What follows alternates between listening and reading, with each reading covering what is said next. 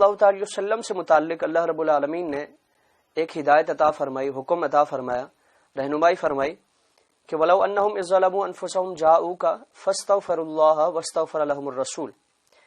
لَوَجَدُوا اللَّهَ تَوَّابًا رَحِيمًا۔ مسلمانوں کو ایک طریقہ سکھایا جا رہا ہے کہ اگر تم کبھی اپنی جانوں پر ظلم کر بیٹھو، اور وَلَوْ أَنَّهُمْ إِذ ظَلَمُوا أَنفُسَهُمْ، جب تم اپنی جانوں پر ظلم کر بیٹھو، یعنی کوئی گناہ تم کر بیٹھو، وَلَوْ أَنَّهُمْ إِذ ظَلَمُوا أَنفُسَهُمْ جَاءُوكَ، تو اے حبیب یہ آپ کے پاس آئے، فَاسْتَغْفِرُوا اللَّهَ، اللہ رب العالمین سے معافی مانگے، استغفار کریں، وَاسْتَغْفَرَ لَهُمُ الرَّسُولُ، اور رسول صلی اللہ تعالی وسلم بھی ان کے لیے اللہ رب العالمین سے سفارش کریں، اللہ رب العالمین سے ان کے لیے دعا کریں، لَوَجَدُوا اللَّهَ تَوَّابًا رَحِيمًا، تو اللہ رب العالمین کو وہ ضرور توبہ قبول فرمانے والا اور رحم فرمانے والا، رحم کرنے والا وہ ضرور پائیں گے۔ اب یہ آیت کریمہ آپ صلی اللہ تعالی وسلم کی ظاہری حیات مبارکہ کے ساتھ خاص نہیں ہے، اور نہ آپ صلی اللہ تعالی وسلم کے ظاہری پردہ فرمانے کے بعد یہ آیت منسوخ ہو چکی ہے، بلکہ اس آیت کریمہ کا حکم اور اس آیت کریمہ کی تاکید آج بھی ہمارے سامنے موجود ہے، اور کسی محدثین میں سے، مفسرین میں سے کسی نے آج تک اس کو منسوخ آیات میں شمار نہیں فرمایا کہ یہ آیت آپ صلی اللہ تعالی وسلم کے وصال فرمانے کے بعد، آپ کے پردہ فرمانے کے بعد یہ منسوخ ہو چکی ہے۔ اور اب ایسا نہیں کیا جائے گا کہ اگر کوئی شخص اپنی جان پر ظلم کر بیٹھتا ہے تو حضور کی بارگاہ میں حاضر نہ ہو، بلکہ اللہ رب العالمین ہی سے توبہ کرتا رہے، استغفار کرتا رہے۔ یعنی اب بھی اگر کوئی شخص اپنی جان پر ظلم کر بیٹھے، گناہ کر بیٹھے، اور وہ آپ صلی اللہ تعالی وسلم کی بارگاہ میں حاضر ہو، آپ صلی اللہ تعالی وسلم کی بارگاہ میں التجا کرے کہ یا رسول اللہ میں فلاں گناہ کر بیٹھا ہوں، مجھ سے فلاں خطا سرزد ہو گئی ہے، مجھ سے فلاں گناہ سرزد ہو گیا ہے، اور اللہ رب العالمین کا فرمان ہے کہ آپ کی بارگاہ میں حاضر ہو جاؤں، آپ اللہ سے میری سفارش فرمائیں اور میرے لیے بخشش کے لیے آپ دعا فرمائیں، اللہ رب العالمین آپ کی دعا کے صدقے سے میری بخشش و مغفرت فرمائے۔ تو اگر، اور پھر صحابہ اکرام کا یہ ایک طریقہ یہی تھا کہ آپ صلی اللہ تعالی وسلم کے وصال ظاہری سے پہلے جس طرح حضور کی بارگاہ میں حاضر ہوتے تھے اور آپ صلی اللہ تعالی وسلم کی بارگاہ میں حاضر ہو کر اپنی سفارش کے لیے، بخشش کے لیے، مغفرت کے لیے التجا کرتے تھے، اسی طرح آپ صلی اللہ تعالی وسلم کے وصال فرمانے کے بعد، آپ کے پردہ فرمانے کے بعد بھی اگر کوئی شخص اپنی جان پر ظلم کر بیٹھتا، گناہ کر بیٹھتا، تو وہ حضور کی بارگاہ میں حاضر ہوتا، اور آپ صلی اللہ تعالی وسلم کی بارگاہ میں حاضر ہو کر، حضور کے روضہ انور پر حاضر ہو کر آپ صلی اللہ تعالی وسلم کی بارگاہ میں التجا کی جاتی کہ یا رسول اللہ میں فلاں گناہ کر بیٹھا ہوں، مجھ سے فلاں خطا سرزد ہو گئی ہے، اور آپ اللہ رب العالمین کی بارگاہ میں میری سفارش کریں، آپ اللہ رب العالمین کی بارگاہ میں میرے لیے دعا فرمائیں، اللہ رب العالمین آپ کی دعا کی برکت سے مجھے معاف فرما دے۔ تو صحابہ اکرام کے دور میں بھی، صحابہ اکرام کے زمانے میں بھی آپ صلی اللہ تعالی وسلم کے روضہ انور پر حاضر ہو کر حضور کی بارگاہ میں استغاثہ پیش کیا جاتا کہ یا رسول اللہ آپ میرے لیے اللہ رب العالمین کی بارگاہ میں التجا فرمائیں، دعا فرمائیں، سفارش فرمائیں کہ آپ کی سفارش کی برکت سے اللہ رب العالمین مجھے معاف فرما دے۔ تو نہ صرف حیات ظاہری میں آپ صلی اللہ تعالی وسلم کے پردہ فرمانے سے پہلے، بلکہ حضور کے وصال ظاہری کے بعد بھی صحابہ اکرام کا یہ طریقہ تھا کہ جب بھی ایسا کوئی معاملہ ہوتا، جب بھی ایسی کوئی مشکل پیش آتی تو حضور کی بارگاہ میں حاضر ہوتے، اور آپ صلی اللہ تعالی وسلم کی بارگاہ میں حاضر ہو کر آپ کے صدقے سے اللہ رب العالمین سے بخشش مانگتے، اور آپ کی بارگاہ میں التجا کرتے کہ یا رسول اللہ آپ اللہ رب العالمین کی بارگاہ میں سفارش کریں۔ تو اگر معاذ اللہ جس طرح یہ عقیدہ قائم کیا جاتا ہے کہ انبیاء یا کوئی بھی نیک بندہ وہ مر کر مٹی میں مل جاتا ہے، اور اس کا معاملہ ہماری طرح ہی ہے کہ جس طرح ہماری آنکھ بند ہوئی، ہمارا دنیا سے تعلق ٹوٹ گیا،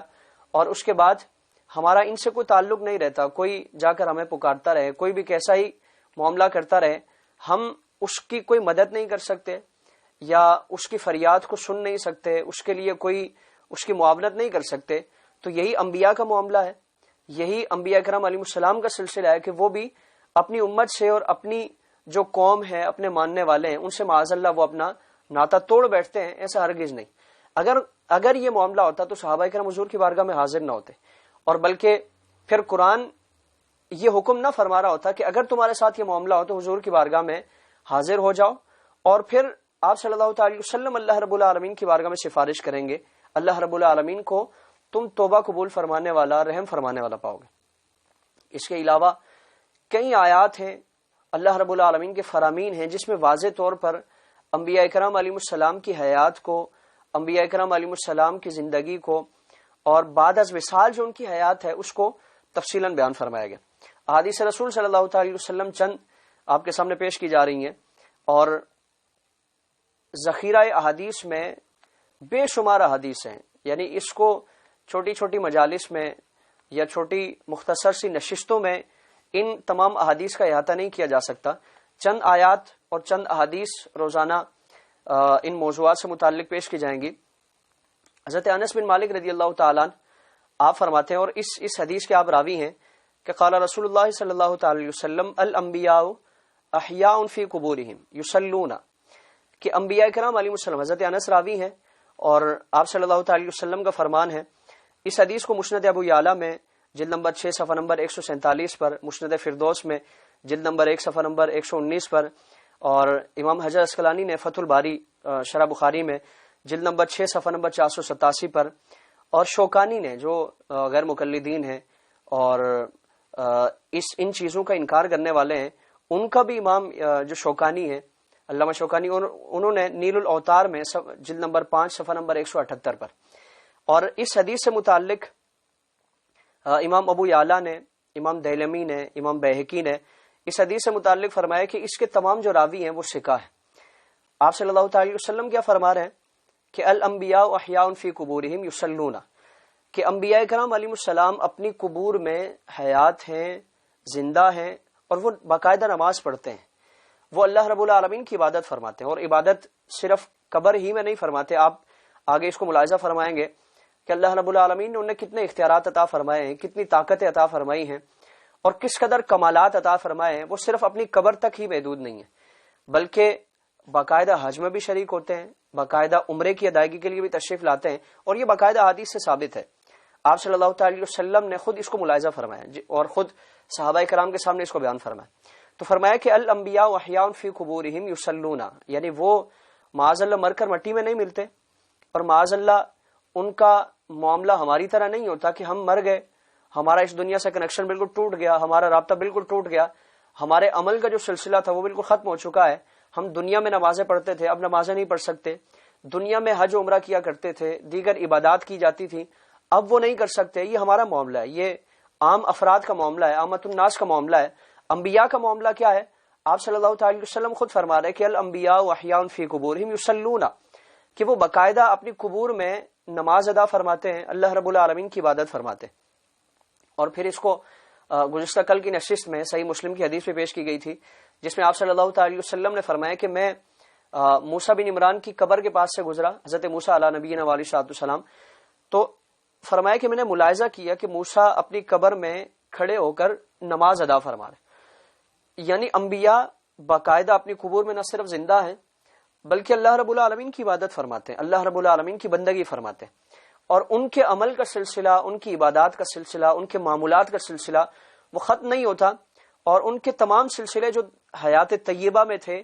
وہ سلسلے ختم نہیں ہوتے، بلکہ اللہ رب العالمین انہیں بعد از وصال بھی یہ سلسلے جاری رکھنے کا اختیار عطا فرماتا ہے۔ پھر دوسری حدیث، اور اس کو جو حدیث آپ کے سامنے پیش کی گئی الانبیاء احیاء فی قبورہم یصلون، امام بیہقی نے اس حدیث کو صحیح قرار دیا، اور بلکہ امام بیہقی نے حیات انبیاء پر باقاعدہ رسالہ تحریر فرمایا۔ امام بیہقی محدثین کی فہرست میں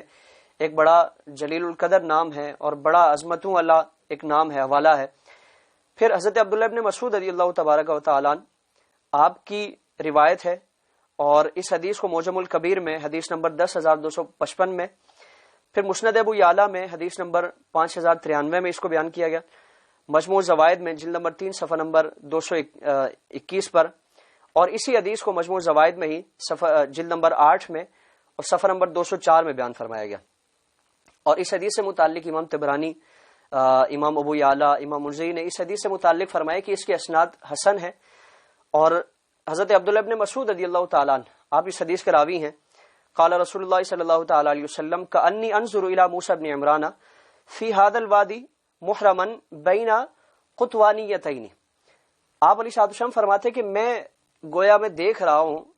موسیٰ بن عمران کو اس وادی میں، آپ صلی اللہ تعالی وسلم کہیں تشریف لے جا رہے تھے، تو اپنے رفقا سے فرمایا کہ میں موسیٰ بن عمران کو دیکھ رہا ہوں. حضرت موسیٰ علیہ نبینا علیہ السلام جن کے انتقال کو، جن کے وصال کو ہزاروں سال کا عرصہ گزر چکا ہے، فرما رہے کہ میں موسیٰ بن عمران کو دیکھ رہا ہوں اس وادی میں کہ دو کتوانی جو چادریں ہیں ان میں دیکھ رہا ہوں کہ انہوں نے ان چادروں کا احرام باندھا ہوا ہے. یعنی آپ صلی اللہ تعالی وسلم ایک تو حیات انبیاء کہ انبیاء بعد از وصال بھی ان کے عمل کا سلسلہ، ان کی حیات کا سلسلہ وہ ختم نہیں ہوتا، وہ ٹوٹتا نہیں ہے. وہ ہماری طرح نہیں ہوتا کہ بالکل تمام سلاسل، تمام جو ایک عبادتوں کا سلسلہ ہے، بندگی کا سلسلہ ہے، اور جو ہم ظاہری حیات، ہم اپنی زندگی میں جو اعمال کرتے ہیں وہ ہمارے اعمال کا سارا سلسلہ ختم ہو جاتا ہے. انبیاء کے لیے معاملہ نہیں ہے. آپ صلی اللہ تعالی وسلم خود فرما رہے ہیں کہ میں موسیٰ بن عمران کو اس وادی میں دیکھ رہا ہوں کہ انہوں نے دو کتوانی چادریں، یہ ان کا احرام باندھا ہوا ہے، اور وہ احرام کی حالت میں اللہ رب العالمین کی عبادت فرما رہے ہیں، عمرہ ادا فرما رہے ہیں. یعنی آپ صلی اللہ تعالی وسلم حیات انبیاء سے متعلق عقیدہ یہ عطا فرما رہے ہیں کہ انبیاء بعد از وصال بھی اللہ رب العالمین حیات جاویدانی عطا فرماتا ہے. ان پر پھر موت، انبیاء کو اجل آنی ہے، فقط آنی ہے. یعنی ایک آن کے لیے، آنے واحد کے لیے ان پر اللہ رب العالمین نے اپنے وعدے کے مطابق موت کو طاری فرما دیا، اور اس کے بعد ہمیشہ ہمیشہ کے لیے اللہ رب العالمین انہیں حیات عطا فرما دیتا ہے، انہیں زندگی عطا فرما دیتا ہے. اور ان کی زندگی میں کسی قسم کا کوئی روک رکاوٹ نہیں ہے کہ اپنی قبر میں ہی مقید ہے، اپنی قبر تک ہی محدود ہیں. جس طرح بعض نے یہ عقیدہ قائم کیا کہ انبیاء زندہ تو ہیں، حیات تو ہیں، لیکن وہ اپنی قبور میں ہیں، اس کے باہر ان کا کوئی سلسلہ نہیں ہے. تو آپ صلی اللہ تعالی وسلم باقاعدہ، اور محدثین کا حوالہ آپ نے سماعت فرمایا کہ محدثین اس روایت سے متعلق کیا فرماتے ہیں. تو آپ علیہ الصلوۃ والسلام فرما رہے کہ میں موسیٰ بن عمران کو دیکھ رہا ہوں کہ وہ اس وادی میں حالت احرام میں ہے، اور وادی میں حالت احرام کی حالت میں اللہ رب العالمین کی عبادت فرما رہے ہیں. اب یہاں سے آپ صلی اللہ تعالی وسلم ایک تو حیات انبیاء کا عقیدہ عطا فرما رہے ہیں، اور دوسرا آپ صلی اللہ تعالی وسلم کی نگاہ، آپ علیہ الصلوۃ والسلام کی نگاہ نبوت کا یہ کمال دیکھیں کہ اس عالم سے ہو کر عالم برزخ کے جو معاملات ہیں، انبیاء کرام علیہ السلام کے جو معاملات ہیں، اس کو آپ علیہ الصلوۃ والسلام ملاحظہ فرما رہے ہیں. تو انبیاء ہماری طرح نہیں ہیں، نہ اس دنیا میں ہماری طرح ہیں کہ ہمیں دیکھنے کے لیے اگر کوئی چیز آڑ بن جائے، رکاوٹ بن جائے، تو ہم اس کے پار نہیں دیکھ سکتے، یا ہماری نظر انہی چیزوں کا احاطہ کر سکتی ہے، مشاہدہ کر سکتی ہے جو چیزیں ہمارے سامنے ہیں. انبیاء کرام علیہ السلام کا معاملہ کیا ہے کہ وہ بعد از وصال بھی عالم برزخ میں کس کے کیا کیا معاملات ہیں، انبیاء ان چیزوں کو ملاحظہ فرما رہے ہیں. تو آپ صلی اللہ تعالی وسلم اس حدیث مبارکہ میں ایک تو حیات انبیاء کا عقیدہ عطا فرما رہے ہیں، اور دوسرا آپ صلی اللہ تعالی وسلم کی نگاہ نبوت کا کمال کیا ہے کہ اس عالم سے ہو کر، اس جہان سے ہو کر آپ صلی اللہ تعالی وسلم عالم برزخ کے معاملات ملاحظہ فرما رہے ہیں. پھر حضرت عبداللہ ابن عباس رضی اللہ تعالیٰ عنہ، آپ علیہ الصلوۃ والسلام کی حدیث اسی سے متعلق، جہاں حضرت موسیٰ کے ساتھ دیگر انبیاء کرام علیہ السلام سے متعلق بھی آپ صلی اللہ تعالی وسلم نے خبر عطا فرمائی. حضور نے فرمایا، حضرت عبداللہ ابن عباس فرماتے ہیں کہ آپ صلی اللہ تعالی وسلم کے ساتھ ہم وادی ارزق میں تھے، تو حضور نے فرمایا کہ یہ کون سی وادی ہے؟ عرض کی یا رسول اللہ، یہ وادی ارزق ہے. تو آپ صلی اللہ تعالی وسلم نے فرمایا کہ گویا میں دیکھ رہا ہوں کہ موسیٰ بن عمران احرام کی حالت میں ہے، اور اللہ رب العالمین کی کبریائی، اللہ رب العالمین کی بڑائی بیان فرما رہے ہیں، تلبیہ فرما رہے ہیں، تلبیہ ادا فرما رہے ہیں. پھر آپ صلی اللہ تعالی وسلم کچھ آگے تشریف لے گئے اور ایک پہاڑی راستے پر تشریف لے گئے. تو آپ نے فرمایا کہ گویا میں دیکھ رہا ہوں کہ یونس علی نبینا علیہ الصلوۃ والسلام، حضرت یونس علیہ الصلوۃ والسلام وہ تلبیہ فرما رہے ہیں، اور ایک گنگریالے بالوں والی، جو سرخ گنگریالے بالوں والی اونٹنی ہے، حضرت یونس علی نبینا علیہ الصلوۃ والسلام اس پر سوار ہے، اور فرمایا کہ اس کی لگام جو ہے وہ کھجوروں کی چھال کی بنی ہوئی اس کی لگام ہے. اور حضرت یونس علیہ الصلوۃ والسلام نے اون کا جبہ آپ نے زیب تن فرمایا. اور اس حدیث کو امام حاکم نے مستدرک میں حدیث نمبر 3313 میں، اور صحیح ابن حبان میں حدیث نمبر 6219 پر، موجم الکبیر میں حدیث نمبر 12756 پر، اور امام حاکم نے اس حدیث سے متعلق فرمایا کہ یہ حدیث امام مسلم کی شرائط کے مطابق یہ حدیث صحیح ہے. یعنی آپ صلی اللہ تعالی وسلم حضرت موسیٰ نہیں، صرف حضرت موسیٰ نہیں، بلکہ انبیاء کرام علیہ السلام دیگر انبیاء کو بھی ملاحظہ فرما رہے ہیں، جس میں حضرت یونس علیہ الصلوۃ والسلام ہیں، اور ان کی ایک ایک چیز کی نشانی آپ بیان فرما رہے ہیں کہ ان کی اونٹنی کیسی ہے، سرخ گھنگریالے بالوں والی ان کی اونٹنی ہے، اونٹنی کی جو لگام ہے وہ کیسی ہے، کس سے بنی ہوئی ہے، اور حضرت یونس علیہ السلام آپ کی کیفیت کیا ہے کہ آپ نے اون کا جبہ آپ نے زیبتن فرمایا. یعنی انبیاء کرام علیہ السلام باقاعدہ سے اللہ رب العالمین کی عبادتیں فرماتے ہیں. اللہ رب العالمین نے انہیں حیات عطا فرمائی ہے، اور ایسی حیات کہ صرف قبر تک محدود نہیں ہے. یعنی ایک عقیدہ تو یہ رد ہوا، اور یہ عقیدہ قرآن و سنت کے متصادم یہ عقیدہ ہم نے اس کو ثابت کیا کہ انبیاء معاذ اللہ مر کر مٹی میں مل جاتے ہیں. اگر معاذ اللہ مر کر مٹی میں مل چکے ہوتے تو پھر ان کا یہ معاملہ نہ ہوتا کہ بعد از وصال بھی ان کی عبادتوں کا سلسلہ، ان کے تلبیے کا سلسلہ، حج و عمرے کا سلسلہ، نمازوں کا سلسلہ، یہ سارے سلسلے یہ سارے ختم ہو چکے ہوتے. تو انبیاء قبروں میں انبیاء مر کر مٹی میں نہیں ملے. پھر دوسرا عقیدہ کیا ہے کہ انبیاء حیات تو ہیں لیکن اپنی قبروں میں ہیں، یعنی ان کی حیات ان کی قبروں تک محدود ہے. تو اگر قبروں میں ہوتی تو حضرت یونس علیہ نبی علیہ السلام کی قبر کہاں ہے، حضرت موسیٰ علیہ السلام کی قبر مبارک کہاں ہے، اور آپ صلی اللہ تعالی وسلم کہاں تشریف فرما ہے. آپ صلی اللہ تعالی وسلم اپنے مقام سے وادی ارزق میں ان انبیاء کرام علیہ السلام کو حالت احرام میں تلبیہ پڑھتے ہوئے آپ ملاحظہ فرما رہے ہیں، اور امت کو یہ عقیدہ عطا فرما رہے ہیں کہ یہ انبیاء بعد از وصال بھی مر کر مٹی میں نہیں ملتے. یا اگر اللہ حیات بھی عطا فرماتا ہے تو حیات صرف قبور تک محدود نہیں ہے، بلکہ وہ جب چاہیں، جہاں چاہیں، جس مقام پر چاہیں اور جتنے مقامات پر چاہیں انبیاء کرام علیہ السلام تشریف لے جا سکتے ہیں. تو یہ اللہ رب العالمین نے انہیں اختیار عطا فرمایا ہے، اور آپ صلی اللہ تعالی وسلم اپنے فرامین کے ساتھ اس عقیدے کو بیان فرما رہے، اس عقیدے کو واضح فرما رہے.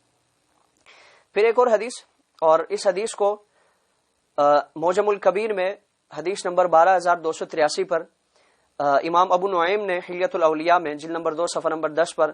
مسند فردوس میں جلد نمبر 2 صفحہ نمبر 392 پر اس حدیث کو روایت کیا. اور امام حیثمی نے اس حدیث سے متعلق فرمایا کہ اس حدیث کے تمام جو رجال ہیں وہ ثقات ہیں، اور اس حدیث کو روایت کرنے والے حضرت عبداللہ ابن عباس رضی اللہ تبارک و تعالی. آپ صلی اللہ تعالی وسلم نے حضرت عباس سے فرمایا، اور تمام صحابہ دیگر صحابہ بھی حضور کے ساتھ تھے. آپ صلی اللہ تعالی وسلم نے فرمایا کہ مسجد خیف میں 70 انبیاء کرام علیہ السلام نے نماز ادا فرمائی. حضور اپنے مشاہدات صحابہ کرام کو اس سے آگاہ فرما رہے کہ مسجد خیف میں 70 انبیاء نے بیک وقت نماز ادا فرمائی، جن میں حضرت موسیٰ بن عمران بھی ہیں. اور حضور صحابہ کرام سے فرما رہے کہ گویا میں انہیں ابھی، یعنی میں نے ان کو ملاحظہ فرمایا، میں نے ان کا مشاہدہ فرمایا، گویا میں ان کو ابھی بھی دیکھ رہا ہوں. یعنی ان کی یاد اور جو ان کا مشاہدہ تھا وہ اتنی تازہ ہے، اور مجھے یوں محسوس ہوتا ہے کہ میں گویا ابھی بھی ان کو دیکھ رہا ہوں. اور 2 کتوانی چادریں انہوں نے زیبتن فرمائی ہیں اور حالت احرام میں تھے. اور پھر فرمایا کہ جب اس کے بعد مسجد خیف میں نماز ادا فرمانے کے بعد حضرت موسیٰ علیہ السلام کی کیفیت گویا کہ میں ابھی ملاحظہ فرما رہا ہوں کہ وہ جس اونٹ پر سوار تھے وہ اونٹ شنوہ قبیلہ، ایک قبیلہ تھا. فرمایا کہ اس کے اونٹ پر حضرت موسیٰ علیہ السلام سوار ہیں، اور جس کی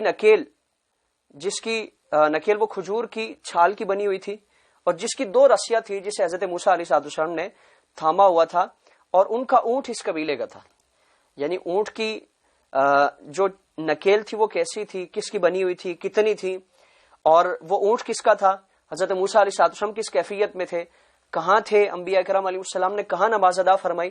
کتنے انبیاء کرام علیہ السلام نماز ادا فرمانے والے تھے. آپ صلی اللہ تعالی وسلم صحابہ کرام کو یہ ساری چیزیں اس سے آگاہ فرما رہے. اگر انبیاء معاذ اللہ ثم معاذ اللہ نقل کفر نہ باشد، اگر انبیاء معاذ اللہ مر کر مٹی میں مل چکے ہوں، یا انبیاء کی جو حیات ہے وہ صرف ان کی قبور ہی تک محدود ہو، تو پھر آپ صلی اللہ تعالی وسلم 70 انبیاء کو مسجد خیف میں ملاحظہ نہ فرماتے. انبیاء کرام علیہ السلام کو اس مقام پر آپ صلی اللہ تعالی وسلم یکجا نہ ملاحظہ فرماتے، بلکہ صحابہ کرام کو عقیدہ دیا جاتا، صحابہ کرام کو بتایا جاتا کہ تم عقیدہ انبیاء سے متعلق یہ رکھا کرو کہ معاذ اللہ انبیاء جب اس دنیا سے چلے جاتے ہیں اور کچھ دنوں کے بعد جس طرح دیگر لوگوں کے ساتھ قبر سلوک کرتی ہے، اور قبر ان کے ساتھ ایک رویہ رکھتی ہے کہ چند دنوں کے بعد ان کا جسم وہ گل سڑ کر مٹی میں مل جاتا ہے، مٹی ہو جاتا ہے، تو تم بھی انبیاء سے متعلق ایسے ہی عقیدہ رکھا کرو. لیکن اللہ رب العالمین نے انبیاء کو جو حیات عطا فرمائی ہے اس کو آپ صلی اللہ تعالی وسلم اپنے غلاموں کے سامنے بیان فرما رہے ہیں۔ انبیاء کو جو اعزازات اللہ نے عطا فرمائے ہیں آپ صلی اللہ تعالی وسلم اس کو اپنے صحابہ کرام کے سامنے بیان فرما رہے ہیں، اور صحابہ کرام کے ذریعے یہ نہیں فرمایا کہ تم اس کو ان حدیث کو اپنے تک محدود رکھنا، کسی اور کو منتقل نہ کرنا، بلکہ صحابہ کے ذریعے اللہ رب العالمین نے جو انبیاء کو حیات عطا فرمائی ہے اس حیات سے متعلق عقیدہ آپ صلی اللہ تعالی وسلم امت کو منتقل فرما رہے ہیں۔ امت کو بتایا جا رہا ہے کہ اللہ رب العالمین اپنے مقربین کو، اپنے انبیاء کو، اپنے محبوبین کو بعد از وصال بھی ان کے جسم کو مٹی میں ملنے نہیں دیتا، ان کے جسم پر مٹی کو حرام فرمایا جاتا ہے، اور ان کو ایسی حیات عطا فرماتا ہے کہ جس طرح قبل از وصال ان کی عبادتوں کا معاملہ تھا، ان کی بندگی کا معاملہ تھا، اللہ رب العالمین ویسے ہی ان کو اختیار عطا فرماتا، اور ان کو جو حیات عطا فرمائی جاتی ہے وہ قبروں تک محدود نہیں ہوتی، وہ ان کی قبور ہی تک محدود نہیں ہوتی، بلکہ وہ جب چاہیں، جہاں چاہیں، جیسا چاہیں اور جتنے مقامات پر چاہیں وہ انبیاء کرام علیہ السلام تشریف لے جاتے ہیں۔ یہاں تک کہ حج و عمرہ کرنے کے لیے بھی وہ تشریف لاتے ہیں، اور باقاعدہ سے تشریف لاتے ہیں، جماعت کی شکل میں تشریف لاتے ہیں، گروہ کی شکل میں تشریف لاتے ہیں، اللہ رب العالمین انہیں اختیار عطا فرماتا ہے۔ تو انبیاء معاذ اللہ وہ عام افراد کی طرح مر کر